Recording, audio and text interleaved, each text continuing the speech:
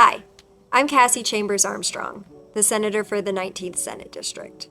Today I want to talk to you a little bit about committees, what they are, how they work. The most commonly talked about type of committee, when we say, hey, there's a committee meeting, it's going to be one of our standing committees. Standing committees are committees that address legislation related to a particular topic, so something like health or agriculture or appropriations and revenue. Usually there's a standing committee on a topic in the House, and then a separate standing committee on that same issue in the Senate. For example, there's a health committee in both the House and in the Senate. The other type of committee we have is an interim joint committee. Those are committees that meet when the General Assembly isn't in session. They're not actually voting on legislation. They're just deliberating and discussing different policy topics.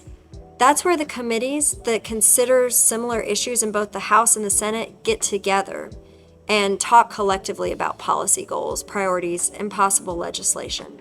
For example, the House Health Committee and the Senate Health Committee will get together for an interim joint committee meeting and hear from folks and consider legislation together. The two other types of committees we have, you hear about them less often. It's special committees that are created with a special project, a special purpose to work on, and statutory committees, which are created by statute. These often have some sort of government oversight function, so they have some sort of oversight over the executive branch. People are assigned to committees based on a variety of things like seniority, things like their political party. Generally speaking, standing committee membership reflects the political breakdown of the body as a whole. Once a bill is introduced, the decision to assign it to a committee is made by the Committee on Committees. That's basically the leadership of the General Assembly of each chamber. Once a bill is assigned to committee, it doesn't necessarily get a hearing, but if it does get a hearing, then it takes a majority of the senators on that committee to vote to approve it for it to go before the full body. Once it's before the full body, it passes the full chamber. It'll go to the other chamber where that Committee on Committees will decide if to assign it to a committee and which committee to assign it to. You might sometimes see that a bill gets a hearing in multiple committees.